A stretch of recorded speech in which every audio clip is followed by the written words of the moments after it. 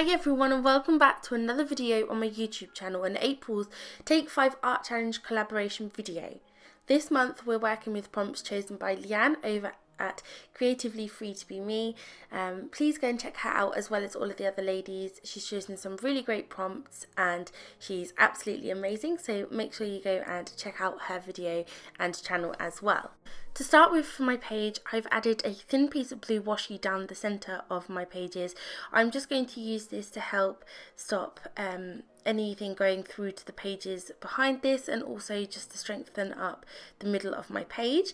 I've then applied some white gesso just using a large brush, and I didn't apply too much, but I do try to apply an even coat. I'm then taking this Tim Holtz stencil and using my flat spatula, I'm going to be applying some texture paste or modelling paste through this. On the right hand side of the page, I'm going to be doing all of the stencil. And then on the left hand side of the page, I'm just going to be doing the top third of the stencil.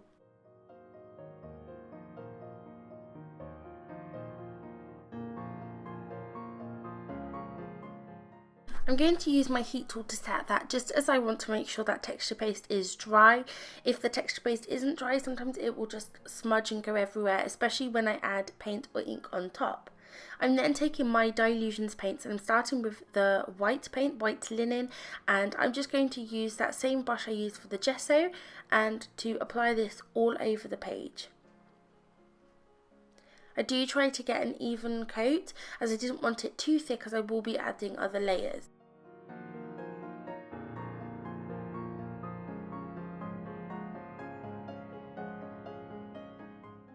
Once I've finished with the white paint, I'm also going to take my vibrant turquoise and my periwinkle blue Dilutions paints. I'm going to take a very small brush for this and I'm going to apply a tiny amount of paint, and then I'm just going to brush that across the white paint. I'm going to be making an effect for my sky, so the key with this I found is blending, to apply a small amount of paint and then to blend as much as you can. So I'm just taking small amounts of the colour, and then I'm also taking my slate grey and I'm applying that as well, doing the same thing. I'm applying small amounts of paint and then blending them thoroughly in. So these two colours are going to be for my sky, and then what I'm going to do is heat set that with my heat tool just to make sure that that layer dries before I add anything further. I'm then going to add some extra white on the top. I found that it was a little bit too vibrant and I wanted it to look more blended and muted, so I'm just applying a very thin coat of white paint and again blending that through, and I think it looks a lot more subtle and more like a sky than just stripes on my page. I'm then going to take some of my vibrant turquoise and using the same big brush that I used for the white paint and the gesso, I'm just going to apply some rough brush strokes. I'm using even less paint for this than I was for the sky. I'm adding it to a piece of cardstock and then picking pieces up almost like a makeshift palette. I do add several layers and I make sure to dry them in between using my heat tool, but I wanted this to be a darker effect, so I add multiple layers and then I'm just going to use my heat tool again to thoroughly dry them all before we move on to the next step. So far I've only used one of the prompts from Leanne's list, which is to use shades of green and blue. I'm going to continue that with the next step as well, but using for my base I've tackled the first one, which is using shades of green and blue. The next prompt on the list is to use ink, so I'm going to be using a Dilutions ink mist spray and I'm going to be adding some more detail lines to that grassy area at the bottom of my page. I'm just using that small paintbrush that I used to apply the stripes in the sky, and I'm just adding random stripes, and then once I'm finished with that one I'm going to move on to my Heidi Swap Colour Shine in Patina, and I'm also going to do the same thing. The Heidi Swap Colour Shine gives a great effect as it has some shimmer, so I'm just again doing random strokes trying to make it look a little bit realistic compared to just my paint strokes.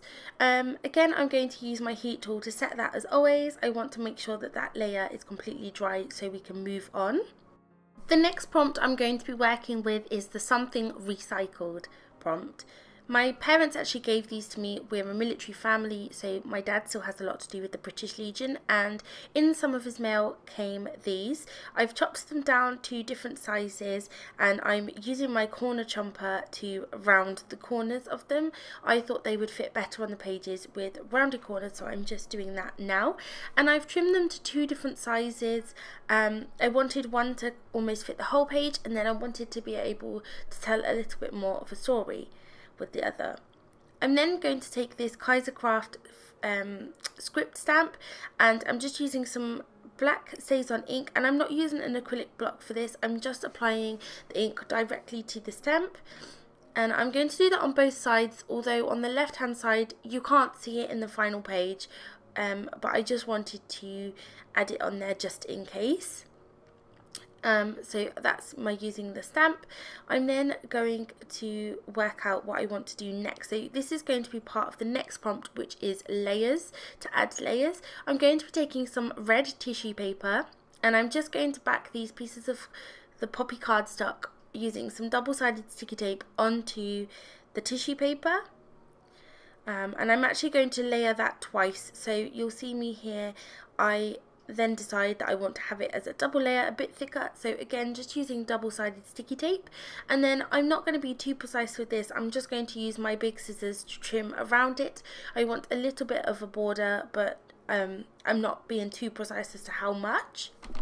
I'm going to do that on both sides, and then using double-sided sticky tape I'm just going to stick those both down in the center of where I've done the stamping. My next item that I'm going to be using is actually a vinyl decal that I made myself. It just says wild and free, and it's in a beautiful goldy copper colour. And as soon as I saw those poppies, it just came to me, because poppies grow wild and free. They symbolise a lot more, but they are the most beautiful in their natural settings, so I'm just adding that on. I've trimmed off the washi tape in the middle because it was hanging over and it just looked messy. I was first going to peel off the washi, but I decided that I liked the look of it better. The next prompt is to add white pen, and I'm using my white jelly roll pen just to add some details on some of the poppies. I only do this on a few of each side, but it looks really cool to me, and it makes them stand out a little bit and makes them just that little bit different. After I've done that, I'm going to add some secret journaling on the page using my white jelly roll pen. This is just a series of words that make me remind me of my dad's service, and also all of the other people who have given their lives to protect us. So I wanted to add some journaling of that, and then I'm going to go back to adding a few details to the flowers, again only to some, not to them all. And then I'm going to move on to the next step, which is going to go back to the ink prompt. I'm using my Winsor & Newton gold ink, and I'm just using that same paintbrush, the small one I've been using for all of my stripes in the sky and then my grass, and I'm just going to add some gold splatters to that, again not being too precise, and then I'm going to heat set that. That's actually going to be my page finished for this month. I hope you've really enjoyed it. Leanne's prompts were really great and were easy to interpret something different. I'm sure all of the ladies have done absolutely amazing pages as always. Please remember to check the description box for all of their information, where you can find links to all of their channels. I hope you've enjoyed this. Please subscribe if you'd like to see more videos from me, and give it a thumbs up so that I know if you did. And I'll be back soon with another video for you, and I'll be back with the Take 5 next month.